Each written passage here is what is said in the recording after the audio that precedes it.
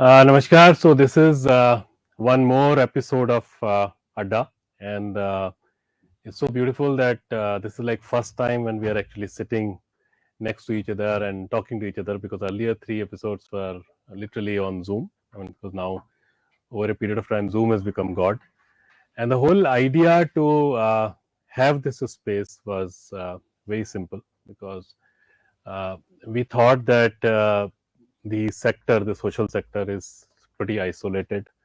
Uh, it's not that integrated, and all of us are trying to do good. But maybe the conversations are not happening that way. There are seminars, there are conferences, there are talk shows, but these are dealing with so many other issues. And we said that can we just bring people who are socially conscious, who are very silently doing a lot of work and influencing, impacting a lot of people, a lot of life, like in your case, for sure, life, the amount of work you do with animals. And I'm absolutely thankful that people are joining. So it's not a talk show, for sure. It's just a conversation. We both will ask each other, we both will talk to each other as we've been talking. So thank you, Amla. And, I think when we were in college, you were doing movies. And I still remember till that time, we never thought that there can be a movie without dialogues. And then this beautiful thing called Pushpak came. And I remember watching it a couple of times, just because of fun, just uh, that different kind of art for people like us. So you are an actor. Uh, you are in the family of acting and actors. Right? You have been a dancer. I think that's how you started. And now, whole lot of work for the last 3 decades on animal care. So I think let's start with who are you? Simple question. Who are you? Lovely. Well, first of all, it's so wonderful to connect back with you.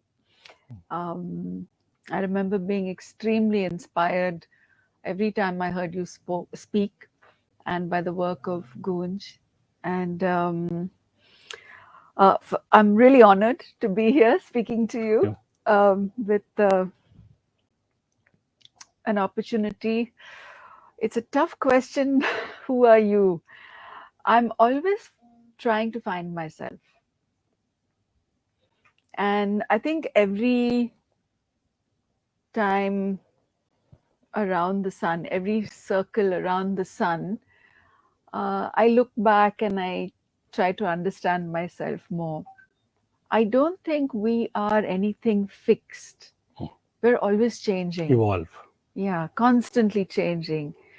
So, I am an ordinary human being who is crazy about animals. I mean, if every part of me begins to feel joy around animals, I feel deeply connected with them. I'm an artist.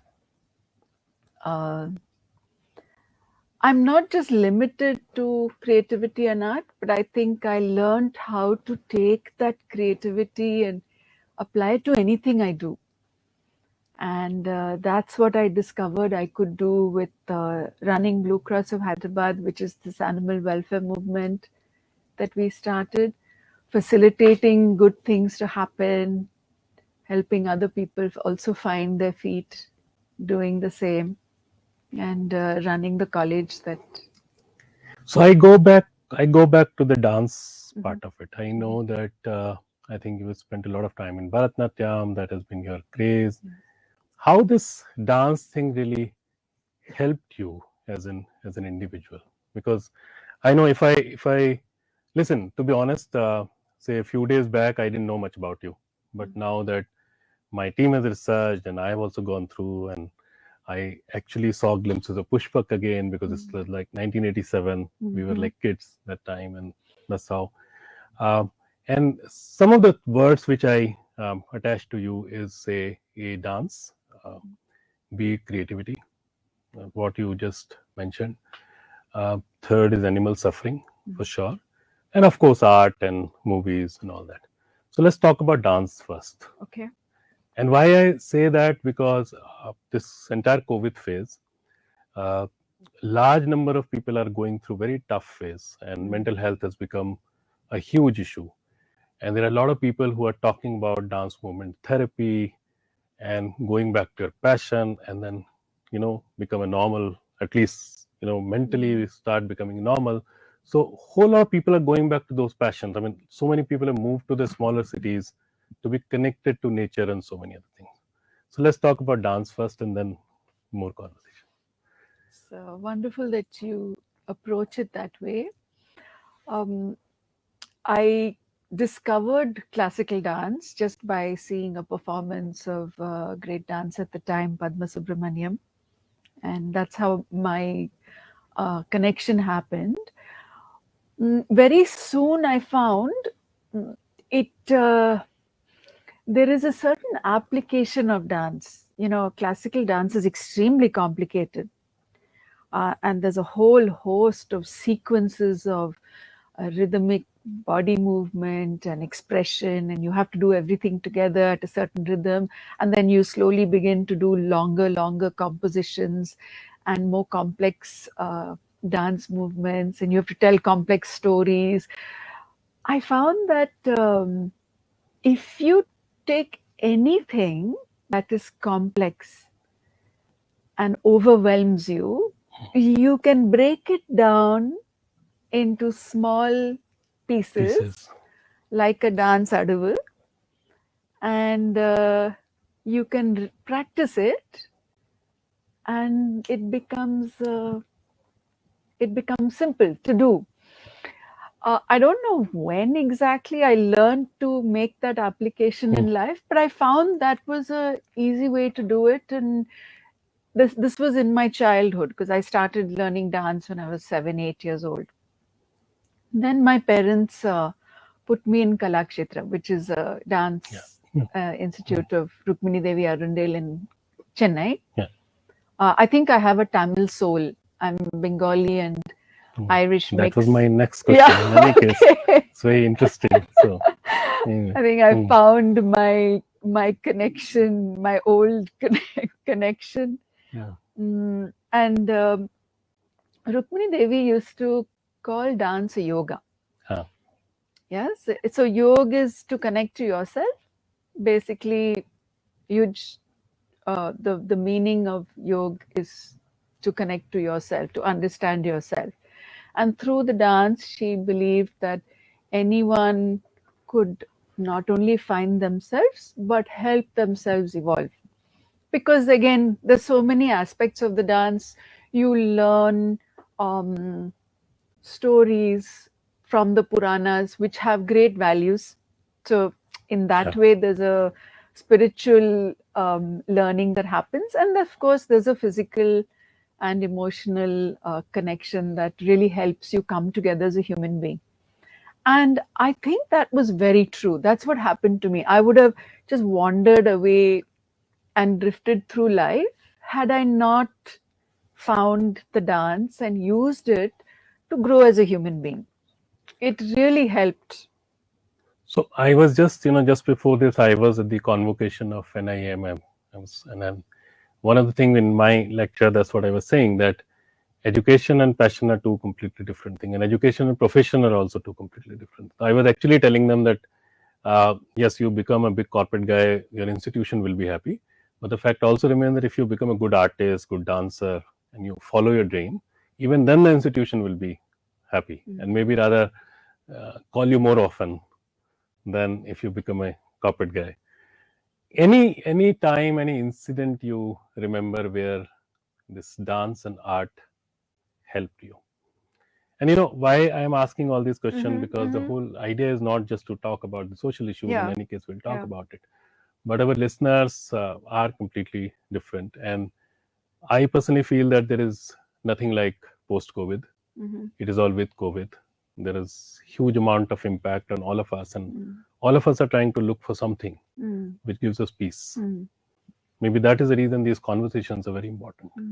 Who knows who gets what out of your life story or my Yeah. life story? Yeah. It's extremely cathartic. Um, I think growing up for anyone, hello, Yeah, I know. growing up for anyone is challenging. Mm. Whether it's the situation you're born in, if you're not privileged, the struggles that you go through.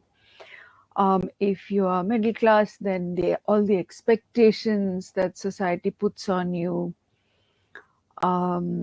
And if you don't have anything, then I mean, it's all the more bleak. And by the time you reach teenage, you're every teenager must be feeling the most misunderstood and abandoned section of that Society. Yeah. society. Yeah. Yes. So whether I think it's not just dance, but sports as well. If you find sport, the channeling of your energies and that achievement as a team sports even more, because you learn how to make friends in the team Yeah. and you work Work together together. and you're channeling that energy. And there's something very powerful about endorphins. It kind of makes you understand your potential, human potential. Otherwise it's only a struggle against mind over matter. And when the endorphins of activity get in, you get a certain uh, surge of human potential. And I think anyone working with the body would understand that. I don't think it's limited to dance. Yeah. Yeah. Dance is a lot more discipline, because there's kind of value systems put in on top of that, although sports also have tremendous value systems. I Yeah. think the teamwork of sports is far superior to the teamwork of dance. Yeah. So keeping these two in mind, what did I experience? There were many times where you go through 3-4 hours of rehearsals every day. You know, when you have a performance coming up and you're playing the lead role, everybody's expectation is on you, and you're rehearsing with your troupe 3-4 hours a day for a month, and then finally the shows start and you're traveling, you're living out of a suitcase. At Yeah. least this was what a life as a dancer I is. know. Yeah. You're living out of a suitcase, you can barely have enough energy to stagger into bed, and your day again starts with rehearsals and then performance and non-stop. But at some point there is a moment where you forget yourself. Just merge into it. Yeah. Hmm. And I think that magic is what makes you a dancer. You know, makes you just give your all and be willing to put in those 3-4 hours Hmm. of hard I work. I know a And little bit of it yeah, because you do. our daughter, you know, Yeah. I remember, and when if you uh, just in the tap, if there is a voice noise in the bucket Mm-hmm. of that water, she starts dancing. And Wow. that's how then she got into Kathak and all that. So we've Wow. seen how it operates at a very Yeah. small level, but Yeah. yes, we did. No. Every one of us is small. Only Hmm. together we Become become. big. So I know you So also have yeah. a series of questions, but before that, Okay. I know that uh, from this dance to animal, Mm. and this is like 30 years now, uh, and with Nagarjun you started, and it's such a very beautiful effort in Hyderabad, and we know that more than 500,000 animals are counted, and maybe I don't know how many uncounted. What happened? Why animal? When did it start? Mm. And why that passion is still alive? Mm.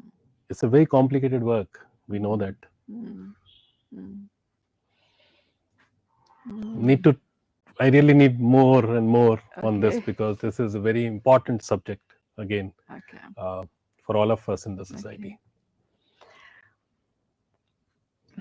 I think there are millions like me who have either we are born with that, I don't know, it could be a memory from the past, a deep connection. It could be a certain genetic makeup, I don't know. But I see the similarity, and you connect immediately when you know somebody has that affinity to animals. Hmm. It's not that we don't have an affinity to human beings. We That's are extremely empathetic, Hmm. but it kind of has a larger circle that includes the animals as well. Having said that, it's also an extremely emotional thing. Hmm. You know, as a child, I started rescuing animals. I was very fortunate. My mother never said, "Dirty creature, don't bring it in." Hmm. You know, if she had said that, she would have broken my little heart, and I really don't know what I would have done. Hmm. But she would roll her eyes and she said, "Okay, bring it in," and then she would help me clean it up, Wow. and the ticks, the fleas, the maggots. She would help me clean it all up, and then she would also hold my hand as it died, because they were mostly in the last stages Last that stage. you would find them. And I would weep, and then she would kind of console me a bit. But I think that um, acceptance that death comes, but it's still worth the effort, Trying. you know. Yeah. Magically for me, Rukmini Devi was an animal person, Okay. Oh. and there were animals everywhere in the campus, and Hmm. you know, she was the first chairperson of Animal Welfare Board of India. India is the only country with a animal welfare Welfare board. board. And I had a wonderful dance teacher who was very influential to guide me. Well, when I went into the movies, it was for livelihood. You know, I hadn't really imagined I would be an actor, Acha. and the dance wasn't. The dance was fading away at the time. Classical dance, you either had to have a very wealthy family, a father who would sponsor your shows, or you know, you'd make a pittance. And I had big dreams. Okay. uh, and so when the movie offers started coming, I said, "God, come on, I'm going to try this out." And before I knew it, I was a heroine, and Oh. And I I think your was, first movie itself was a big hit. That's what. yes, Yeah. yes. Hmm. It was a Tamil film, Yeah. and I know I was accepted by the Tamil audience, and it was a whole new journey learning about, you know, films. It's different to dance. When Nagarjuna asked me to marry him, Hmm. it was almost 8 years of cinema, and I had been living out of a suitcase since I was 13 years old. Okay. You know, on the road performing. My principal used to fight with Rukmini Devi. She's not attending school, college. And she's saying, what better way to study than the University of Life? Hmm. What will that attendance teach her? Hmm. She's, you know. So this struggle was there, but I was actually on the move, you know, living out of a suitcase, performing from the age of 13. And somewhere there was a burnout, you know, exhaustion. And Because you I, started very very early. early, Yeah. very early. And largely an unsettled kind of thing in the Yeah, initial phase. constantly on the move. Yeah. Constantly on the move. So when I said, one day I remember saying, I don't have to go to a shoot tomorrow. He said, no, you can do what you want. There's no compulsion. You can do what you want.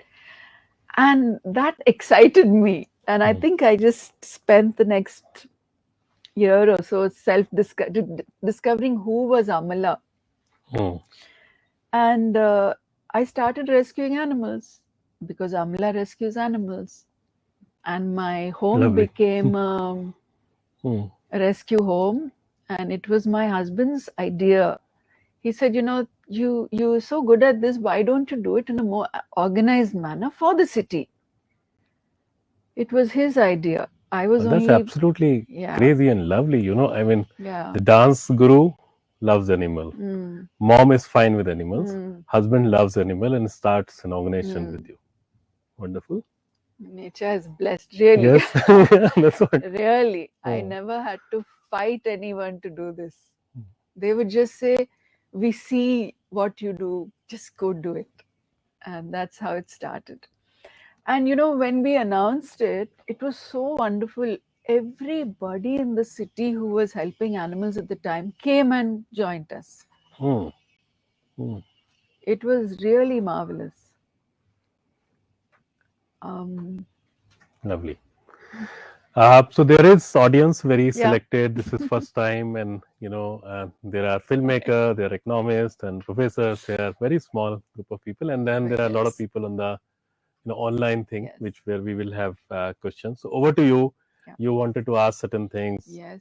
So Yes. first we will finish that, and then we'll go to the audience. Wonderful. So, Anshuji, I see whenever you message or whenever I see your talks on YouTube, you're in a new place, you're traveling constantly, you're on the move, discovering where you can be of help and where you can make a difference. You're very connected to rural India, the villages. One thing we in the city are very aware of is the divide. There are two Indias. True. Tell us about the other India and tell us what we can do here in the city. Lovely. I think my connection uh, is important because there is a risk that with all these shows and lectures in the cities, you completely cut off from the large part of the country, which has been the karm bhumi for us that way. So I make sure that with this, I also travel a lot to the rural parts, and I also make sure that whenever a big disaster happen, I actually go there and spend a few weeks there, not only to set up things, because setting up things can be done by the team, very efficient team, but I think it's for my own learning, uh, and it's also to make sure that we understand that disaster is a leveler. It and how the life operates and what are the new things which are coming up. Uh, as I've been saying that there is nothing like post COVID. It is all with COVID. Uh, we see a huge impact on the communities, on the people there. And in many areas, we are even talking that our work of last 2 decades is almost gone bad, Mm. Because especially when you talk about the middle class and the lower middle class families or financially weaker section, one generation struggle, sacrifice, and then the next generation comes up, right? When that's a story, that's a story of many of us also in life that way. Now, when we see our work and the work of so many institutions, and we see that people actually work for 30 years, 20 years, 40 years and try to bring some people out of it. But now that with all the health expenses, loss in life, loss in livelihood, uh, forced reverse migration, that people are now gone back. Uh, we see a lot of people who sold their land, who sold their livestock to make sure that their kids study. Uh, Schools remain closed for 2 years. They don't have a piece of land to sell. I mean, that's what we see, that it's a loss of two generations. Maybe one more generation will have to sacrifice, then another generation will come up. So for many of us, life is becoming normal. Uh, yes, we have those pains of losing people and all that kind of thing. That is there, but life financially and otherwise is becoming normal. Once the mask thing is over, we will feel that we are completely normal.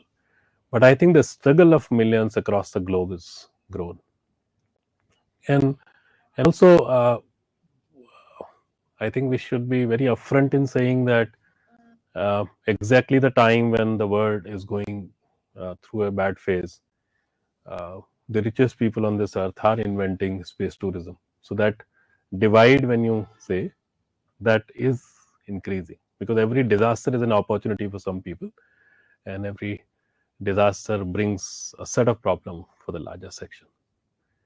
So I think as a society we need to understand that this is time that if we were doing 10, we do 100, whatever we are doing, because that's the scale of the issue. And for that it's important for all of us to remain connected to, if we can't go to the village or communities, start talking to the people who are working with us. Any person who is getting less than 20-25K right now, whether it is your guard, it is your driver, or whosoever, right? It's important to talk to that person, that what is happening in life. And that's how you will be connected. But we have no option but to do more. I think, um, like morning also I was saying that if I have food in my plate for dinner, if I have a job or a place to go tomorrow, if I went to the hospital, came back, or if I didn't go to the hospital, I must take it as punarjan. I must take it as rebirth, and rebirth means a purpose. Well, that's how, to be honest, many of us see life now, because COVID also many of us went through tough phase, and then I mean, मेरे ख्याल से दुआओं की वजह से वापस आ गए बहुत सारे लोग. What would you say is a family's income that would make them comfortable in this part of India? If we make sure that the families have enough in the villages itself, right? Because India is also like many other countries, India is also a country of forced migration. Like, so suppose I migrated, you also migrated. You were born in Bengal, then you moved around. So most of us migrate by choice, but a large part of India migrate in compulsion. So it's important that whole lot of us really now try to go back to the villages and then start working, so that it's all about, as we say, that you kill the mosquito or you treat malaria. And out here there is no dignity for people when they come. So I would say that in certain areas, even if they have a regular income of even 5,000, 6,000, 7,000 rupees a month, people can survive.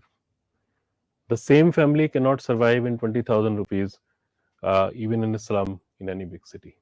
The way, I mean, I'm not going on those $2, $5 theories, because most of those theories have failed, to be honest. And let's be realistic about it. What is the survival cost? What will make sure that people don't migrate? And that's how two problems can be solved. A, people can live dignified life there, and the cities will not have, people who are forced to migrate. So cities problem can also be tackled.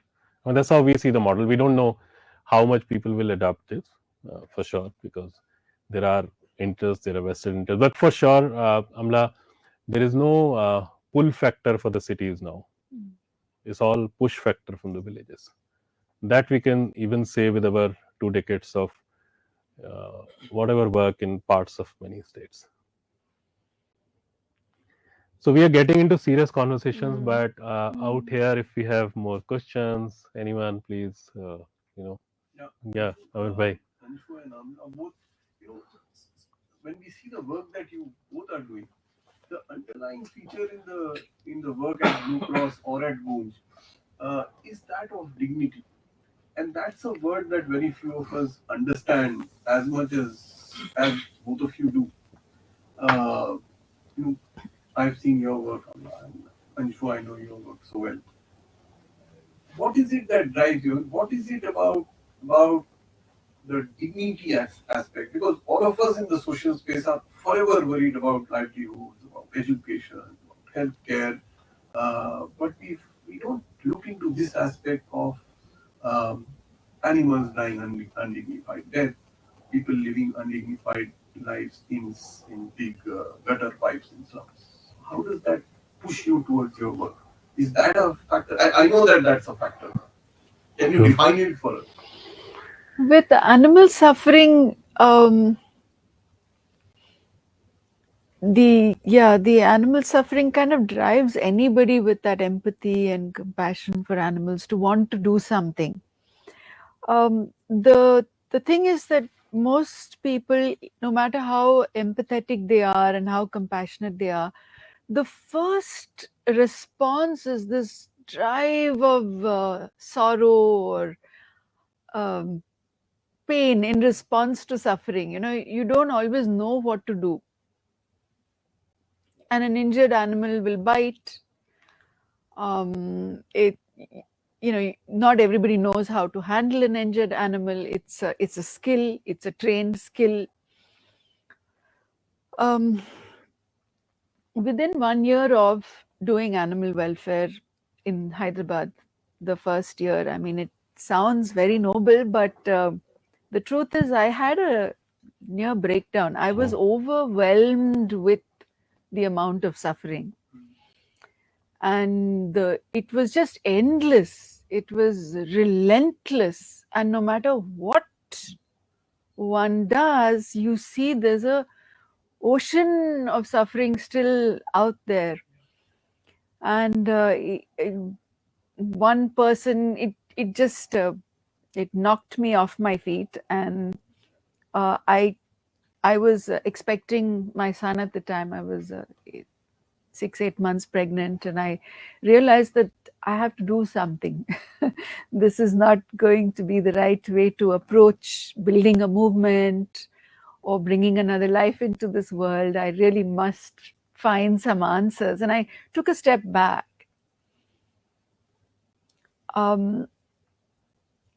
The answer is always there. They say when the student is ready, the teacher appears.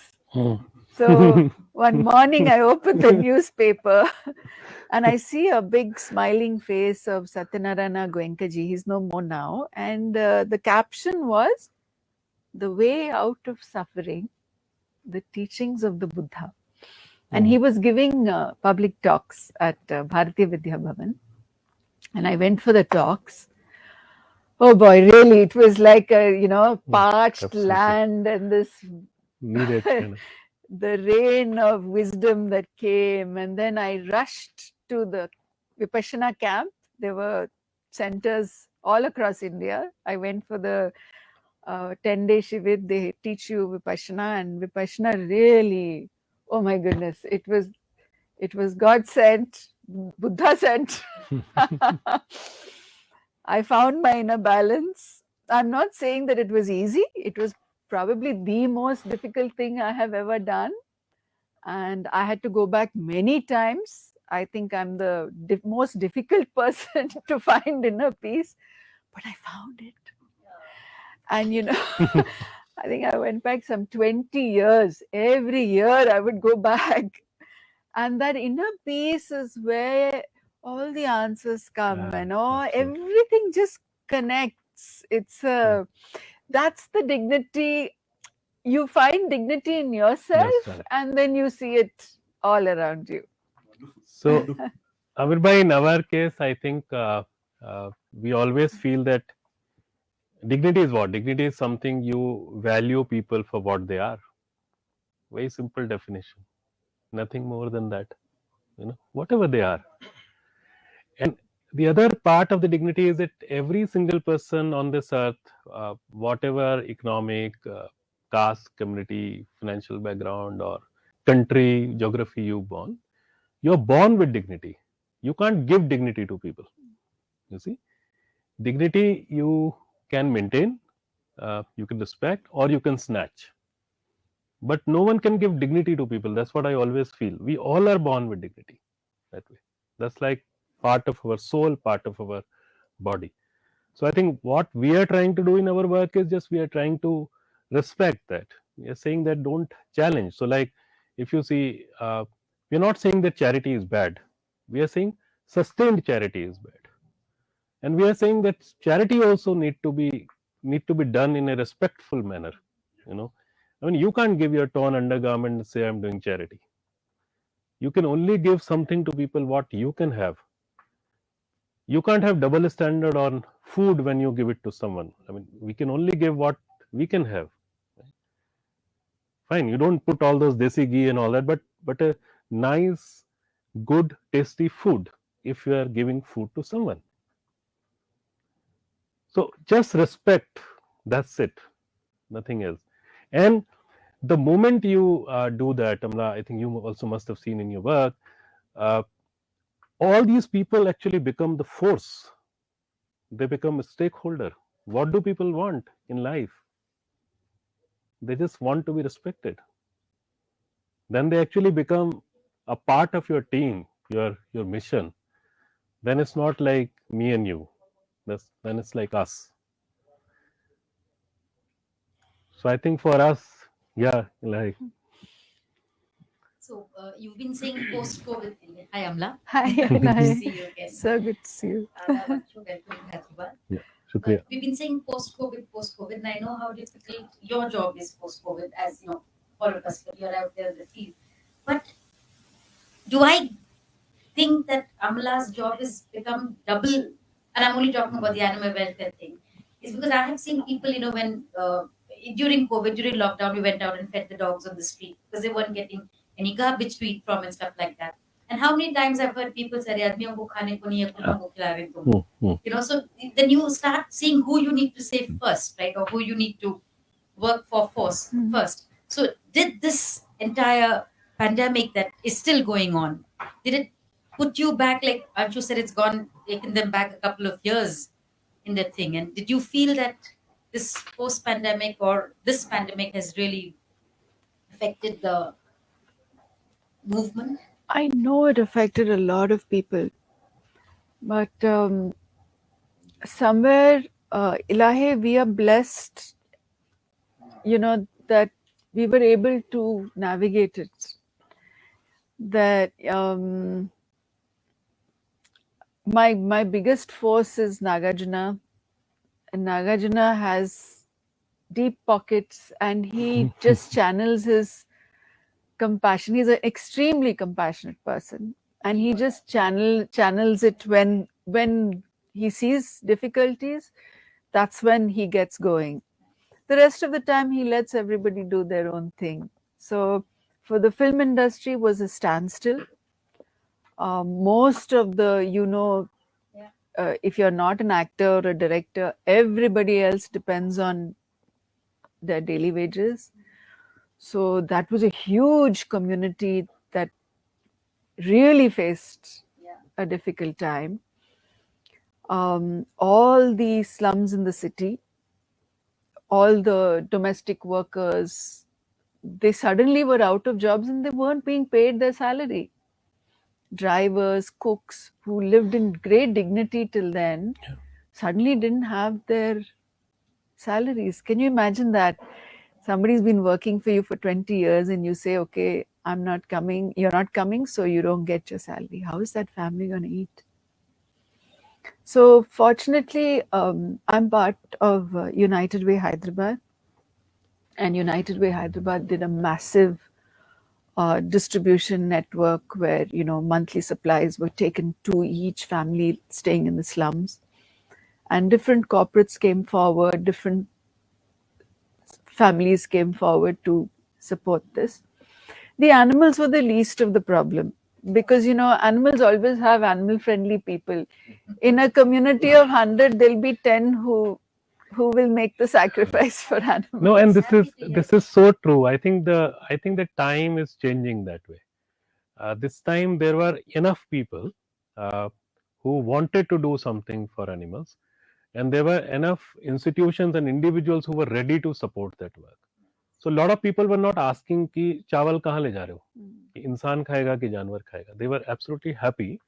Rather, I mean, we also work because we work with many institutions, and we saw it was absolutely fine. It was absolutely fine, and the animals were also given equal value.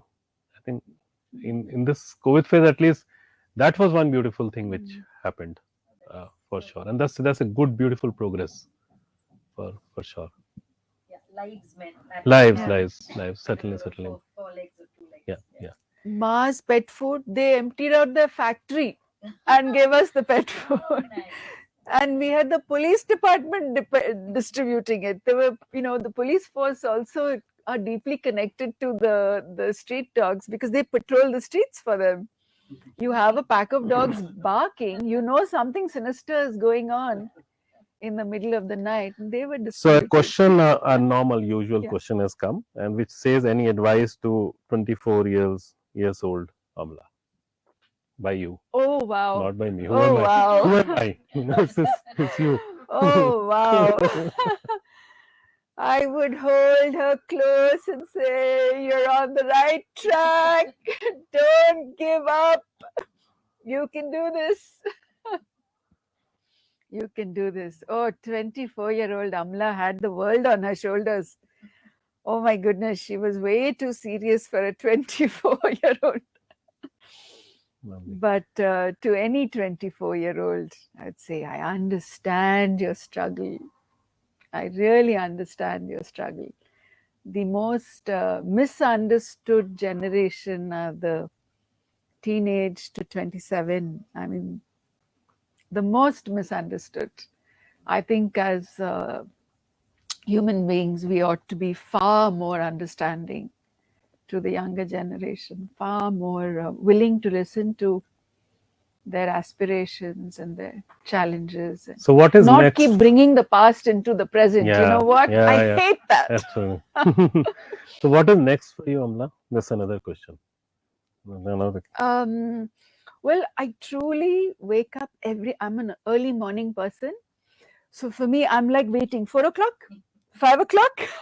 I'll be ready to jump up out of bed and meditate. And then I spend the morning with my dogs doing yoga, or a little bit of the gym, or going for a walk or something. But that's when my future unfolds. And besides having a calendar and a plan, and my team kind of makes it very busy, unfortunately, but besides that, I really want to discover each day and the opportunities it brings. Otherwise, I'm sure when you invited me for this, I would have had my own agenda. Yeah. So I was so willing to I know. explore, and I think that's the privilege of being my age. That you don't. Not just age, Amala. No, yeah, it's not about age, Amla. I think Yeah. I think it's about a lot of experiment in life. Mhm. I mean, what you have been doing. And before, in the next few minutes we close, uh, a lot of us are worried about the young generation right now. Mhm. Not that we are not worried about ourselves, but also the younger generation, because this Google has got a very selective reading. Traveling is stopped that way. Traveling to learn, traveling to enjoy is fine, but traveling to learn. Like we were lucky, there was no Google, so we used to Google ourselves, roam around and all that kind of thing. Options are opened. We need success at a very short kind of thing. Negativity is there. So not that the good things are not happening, but whole lot of these things are also happening. So what do you tell people? How do these kids really live their life in a better way? Why it is important to have a dream? Why it is important to have something new every day? The way you've been thinking about things, anything you want to communicate. So I don't think young people do what you tell them to. In fact, they'll do exactly opposite. So I think it's better to give them opportunity. And you're from Uttarakhand, right? No, I was My father lives in Uttarakhand. During the pandemic, he had a stroke. He moved to his home in Uttarakhand. He's had a home there last 30 years, but he retired there. And I go every 4 months to visit him, and I take the students along. Okay. And there'll be some batch ready, and they carry their cameras and they do some documentary shoot there. It is magical. Many of them have never been to a village. Many of them have never been out of south to the north. The first thing is no Wi-Fi? No Wi-Fi. But by the end of it, it's just so wonderful. I think 1 week, 2 week, 1 month, I think taking them to different places where they can learn from the University of Life. Both my father-in-law, Akkineni Nageshwarrao, Yeah. and my director, Rukmini Devi, both of them believed in the University of Life. The University of Life is way undervalued, and we don't pay enough attention to the true learning life gives. That is the richest learning that really helps us as human beings. And I think to give them more opportunities to learn from life. Yeah, and I think without judging them. tell the new people in the media that it's not just about becoming an anchor or P2C. Yeah. Because that's what, like, I also studied journalism, and in the last 30 years, this is how it has changed. That journalism means face on television, which is not the case. And it's a completely. And then, to be honest, I feel that it is. We are also not creating those kind of opportunities. We are also looking for shortcuts. For people. True. And the digital world is like that. It gives you this false reality that you've done your bit. Yeah. Any other question from here? Yeah, Vivek. Maybe a question both of you can answer. Huh. And it's kind of very related to what you're talking about. The world is quite unforgiving. While both of you are doing wonderful work in your own spheres, world quite often doesn't recognize the work as much as when they get an opportunity to criticize. That becomes a far more important aspect, and the digital world has only made it worse. So how do you deal with that? Because it isn't an easy task when you're doing this coming out of pure passion. And most days you wake up like you both do, to say that this is the passion that will drive me. And here's a array of arrows hitting you on your passion. So what drives you through that in these difficult times? Both of you. And can I just add to Vivek's question? Yeah. And in this kind, Hi, Meera. Hi, Meera. And in this kind of world, I just want to know what gives both of you hope. Yeah. Lovely. So, You want to go first? no, I can. So it depends, Vivek. What makes you happy? What gives you kick? Simple, fine. So, in our case, if we go to these villages and someone wait for us, someone is ready with food, someone is offering us tea, I think nothing else can replace that. So it doesn't matter that what some people say, what little bit of media write, or some Facebook post happens. To me, to be honest, that doesn't matter at all. And in any case, we should never think that 100% people will only praise us or will say good things about us. I think our strength come from those communities. Our strength also come from sometime once in a while someone recognizes you at the airport, right? So like I'm not like Amala, okay? So Amala, 1,000 people will come take her autograph. But if in the entire airport, say in my 3 trips, if one person recognizes me and come and tell me that 6 years back he or she heard this thing and that changed, whatever, my day is made. My other few months are made, because next person I'll get after 3 months only. So I'm absolutely okay. Yeah, I know. I know. No, but that's Meera. That's true, because we also have to be very careful in setting those benchmark for us. And that is one of the reason I go back to all the disasters and try to work there. Not that other people in the team cannot. They have been doing everything. I'm largely talking these days. Okay, but I go back there because that's the connection to the reality again and again. Out here you get a standing ovation from 400 people, and out there you again know that what is life all about. That you have money but you don't have milk to have your tea. You again go back to those realities, and those are very important for people like us to remain grounded. And at least in the last more than 2 decades, I have certainly practiced, and my team has also practiced. And one last point is that often we talk about our work in this way, that if you go from say 10 to 6 in the community, you understand the practical part of it. But when you remain 6 to 6, you understand the emotional part of it.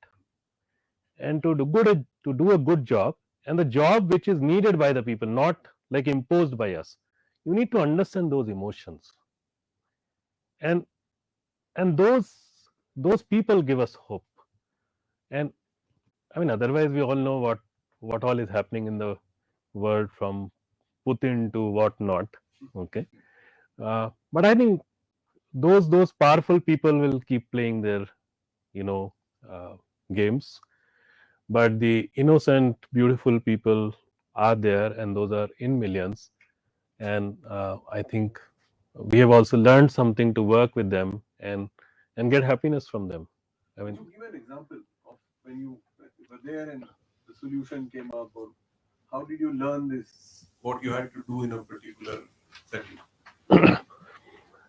I mean, there are hundreds of examples, but one of the very beautiful example is of a village in Madhya Pradesh, where they take you to a, say, matlab, you just roam around in the village, and then you see a hand pump, and hand pump is next to a river, which is a monsoon kind of river. Only in monsoon it flows.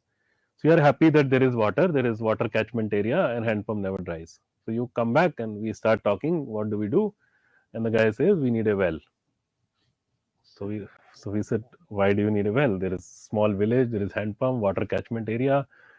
And then the guy says, नहीं वो ठीक है, all that is fine, पानी आ रहा है, okay, नल में पानी आता है, but बरसात में वो नदी इतना चढ़ जाती है कि हम नल तक ही नहीं पहुंच पाते हैं.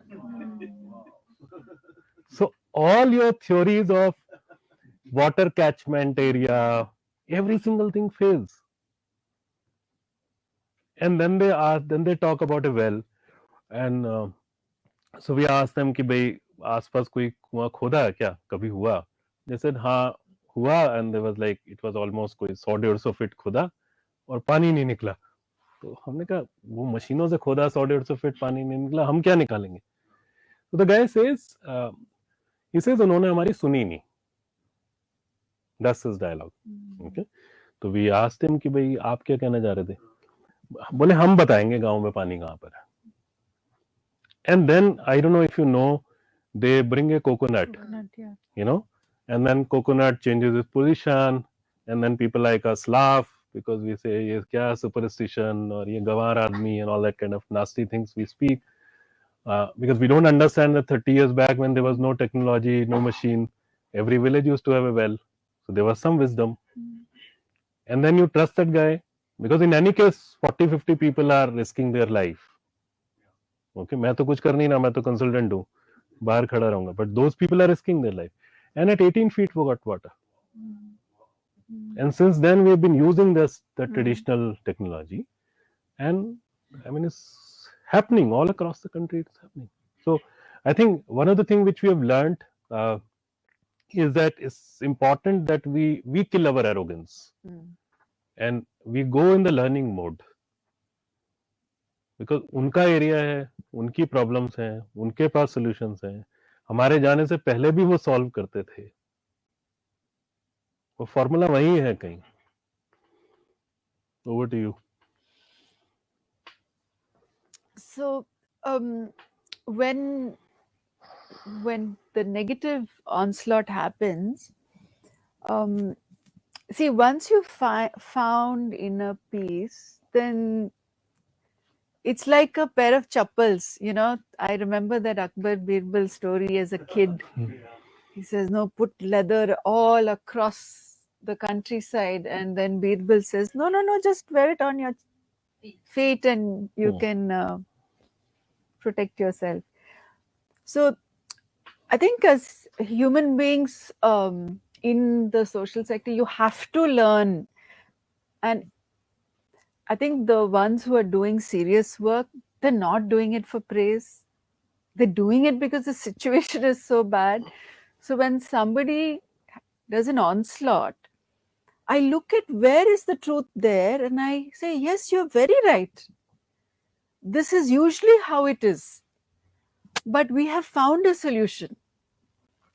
And invariably, negativity resolves itself. It's, after all, it comes from concern that things are not right.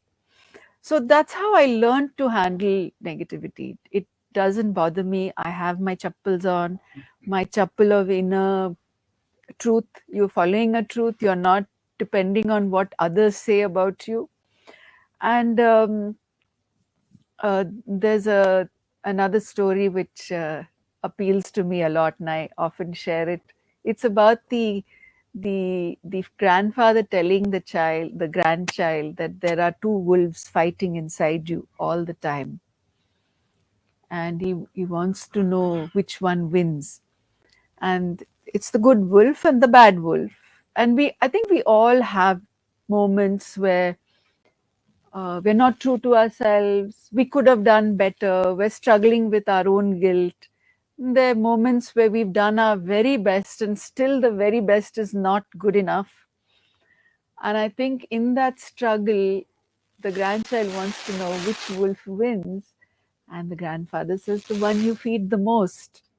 Mm. So, yeah, Wow. so it's how you also learn that either you're reacting all the time, or you stay calm and say, yes, you're right, but there is a solution. We are trying for the solution. I'll let you know when it works.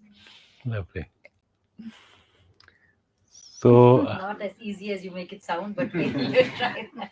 When you free Yeah. yourself, no, Yeah. But it's possible. and I think it's also about practice and being aware of it. So it is not easy. All these things, of course, are not easy. To remain hopeful is not easy. I mean, many times I actually answer that we are hopeful because we are hopeful. Mm. There's no logic. You know?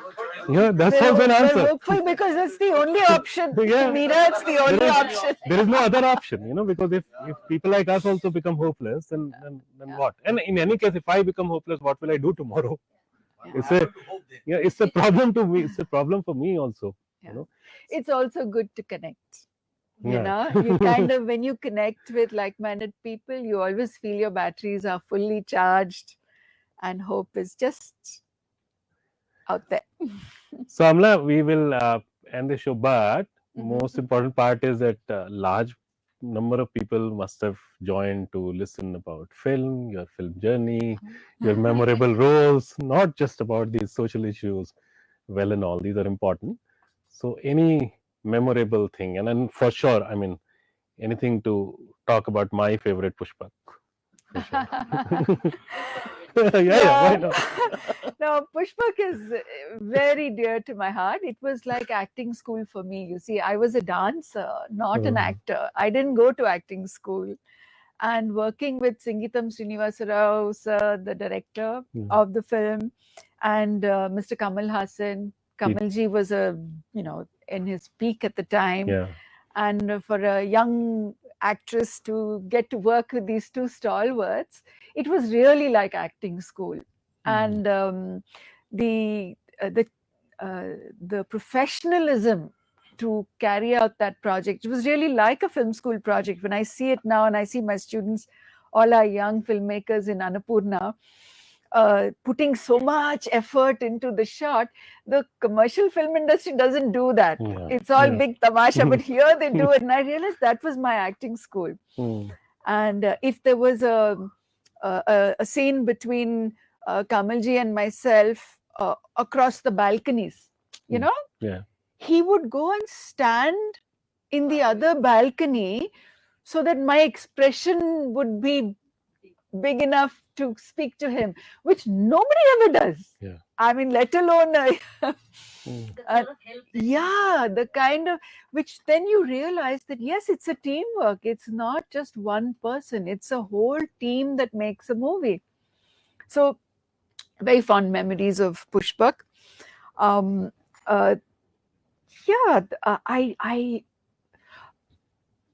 loved my work. I traveled non-stop. I think I worked 364 days of the year. Yeah.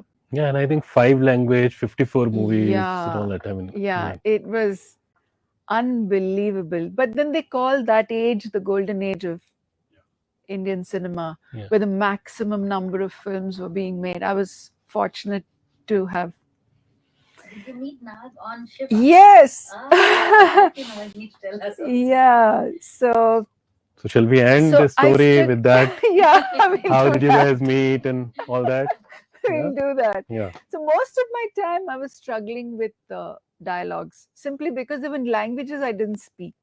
So I really had to work hard on my dialogue. So I was a very hard-working actor. And when I was trying to grapple with Telugu dialogues, this wonderful hero entered my life and changed everything. And I think the best thing that happened to me in my movie days was Nagarjuna. Yeah. Wow. Yeah. I think the universe sent me that way to be sure I found him and he found me. University of Life had one more Yes. important character in Yes. it. Yes. Wonderful. Totally.